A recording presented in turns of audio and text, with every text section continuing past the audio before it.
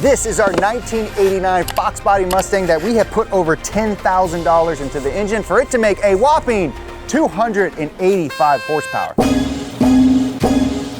Now, while it might sound cool like a monster truck, we are leaving some ponies on the table. And today, we're gonna fix that by installing not one, not two, but 3 different exhaust systems to see which one gives us the most horsepower. The Foxbody is back, baby, and it is running better than ever. No, it isn't. It's worse. Oh, God. Oh! Bad things have happened. Oh, brother. It's bad. So the last time we had this car at the dyno, we had a litany of problems. We had oil leaks, we had a coolant geyser, we had a water pump dragging, we had clogged cats, and all the changes that we made in the tune didn't seem to affect any change on the power output of the engine, which is lower than it should be for all the parts that we've put into it. So before we get to playing with the exhaust, we need to get this thing on the dyno here at Borla, do some tweaking and see if this thing's happy and healthy and if we can get any more power out of it. Do some tweaking, baby. Yeah. What could go wrong? Tweak me.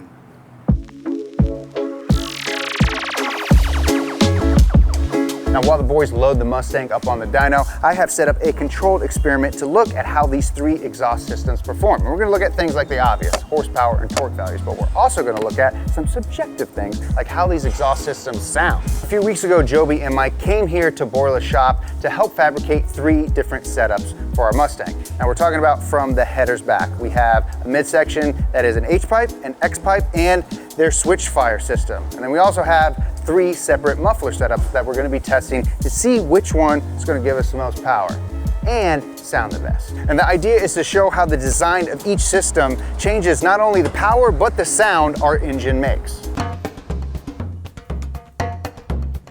Okay, so we're gonna do an internal bet here. If any problems arise during these dyno pulls. Eddie, you yay or nay? Yay. I'm gonna say yay too.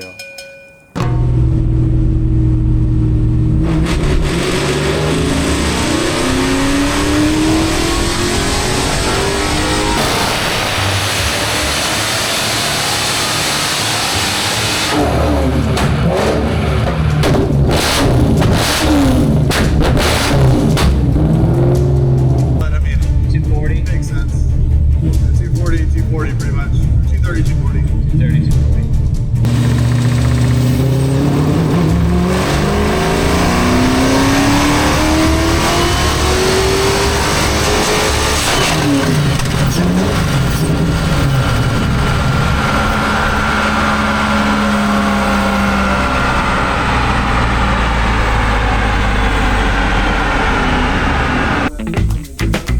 It made some smoke. Yeah, go look right here.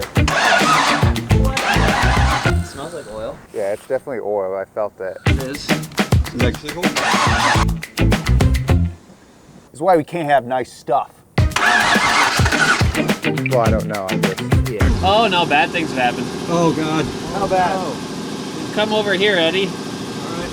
I'll show you. There's a little bump out in the pan. A bump made from the inside? A bump from the inside. Oh! You see it, Eddie? I do. What do you think, buddy?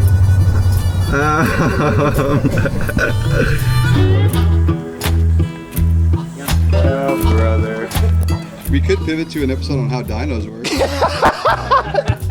This is why we do live streams and we do different videos, okay? Well, you know, getting a dent on your oil pan from external sources is no big deal. But when a dent comes from the inside of your oil pan, it's usually a pretty big deal. I mean, something bad is going on inside. How's it look? Hey, put the jack down.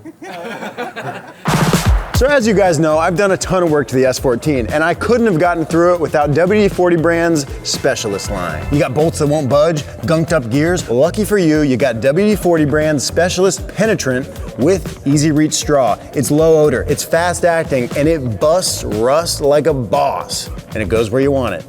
The straw bends to your will to put the penetrant where you need it. Goop and grime in your electrical connectors? Well, you can use WD-40 brand's Specialist Contact Cleaner, clean them out, and make sure your electrons are getting to where they need to be. You gotta lube some stuff up? Well, WD-40 brand Specialist Gel Lube is great for vertical surfaces, cables, anything that hates water. From rusted bolts to corroded connectors, if it moves, sticks, or squeaks, well, grab yourself something from WD-40 brand's Specialist line. They've got just what you need. And honestly, as somebody who's used WD-40 brand products since I can remember being alive, it's very cool to be sponsored by them, and they've been great. So thank you guys so much for the help and the support, and thank you guys for supporting the companies that support Big Time. We love you. So clearly, we're not putting an exhaust on this thing until we figure out exactly what's wrong with our engine. So much for our super reliable 5.0. You know, part of why I wanted a Foxbody is because it's a simple old car with a really simple engine that would be really easy to rebuild and make some power with. That hasn't really been the case. Oh yeah, let's see this. Comes out of it. Ooh. Okay, we've got darkness. Yeah, so this is a magnetic drain plug, and that's not just oil, I'll tell you that much. What's it taste like? Metal, and I don't even have to lick it. See how gray that is? Ooh. What? It's supposed to feel like that. Are there chunks? Oh yeah. Let's see if I can stick one. Oh yeah. What do we think? Uh-oh. Ferrous metal. Yeah, there's a bunch of shit floating around in there. Yeah, that makes sense based on the lumps. You want to plug that one? This one will drain. Ah, yes. Oh, yes. Does smell a bit fuely. It smelled fuely when I checked it at borla. Probably from some starts. Yeah, it's got some gas in there.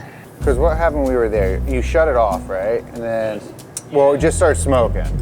Yeah, we came off of a pole. Yeah, and but it smoke didn't at the sound like top. anything. That's the weirdest thing. There's Like- no like devastating noise. It was so quiet.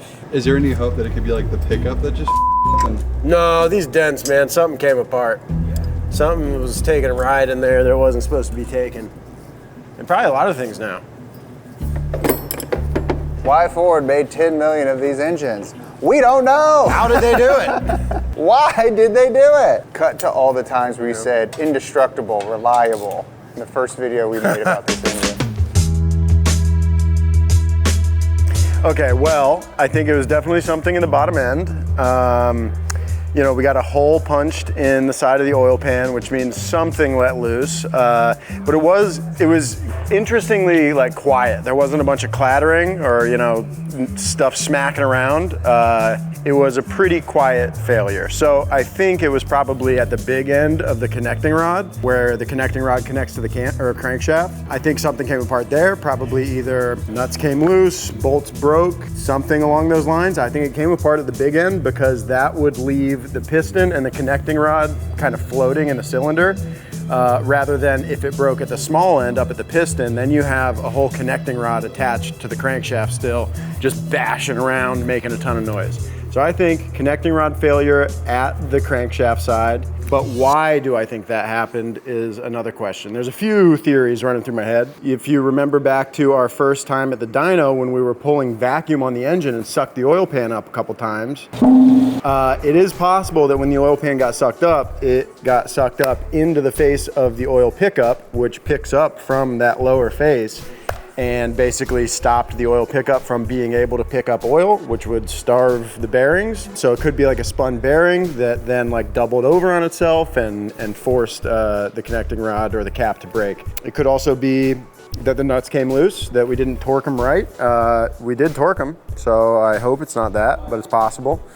We were spinning it pretty quick. Obviously Mike was looking at the computer, but I was looking at the tach on the dash, and it went pretty far past 7,000 on the dash, so I'd like to see what the ECU says that it spun up to. But by my eye on the tach, it looked like 7,400 RPM, something like that, which is too fast for that bottom end. Yeah, I mean, starved from oil from the original oil pan thing, too many RPMs, or human error. Oh, it's broken. So.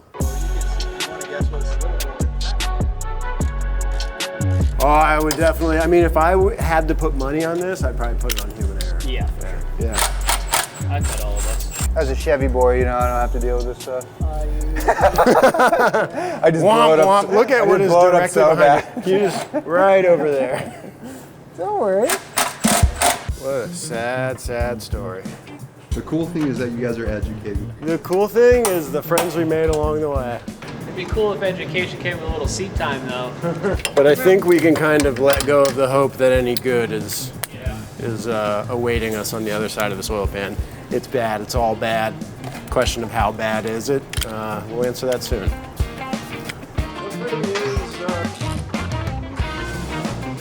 Now move that oil pan.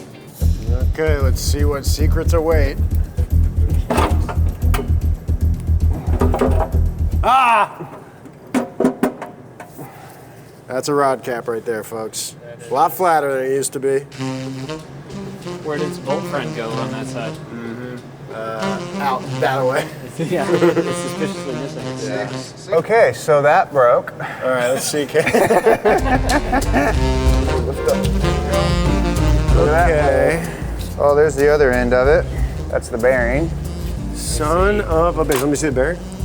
Hey, hold on. This is supposed to look like a U. This looks like a Frito. Yeah, mine looks like a badass. Okay, here we go. Here's the other end of your cap. Oh, nice. There you go. Oh, Oh, there's the good. bolt, dude. You get That the bolt's still good. that bolt's still good. Let's see what other treasures. Okay, so the other bearing with a perfectly usable bolt. Oh, look at this. Oh, there we go. There's the nut. Well, the nut was still there. Still threaded on. Yeah, the nut's still threaded on. Oh, so the More pieces of whoa. Yeah. Dude, over torque the cap. Oh, I must have. What the hell, boys? What the hell? Welcome to the club. Yeah, brother. dude. Welcome to the club. Blowing up stock engines. I know. Mike was trying to crank it again and it was puffing smoke out.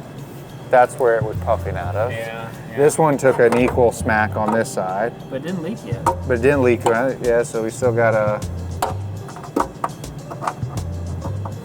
boom.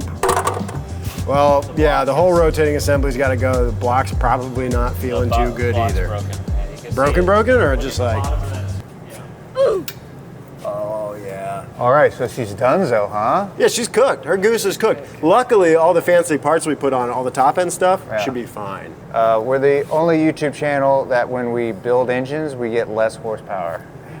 Dude. Nobody's doing it like us, bro. See. Amen, sister. Next stop, triple the horsepower. Yeah, so we got some decisions to make.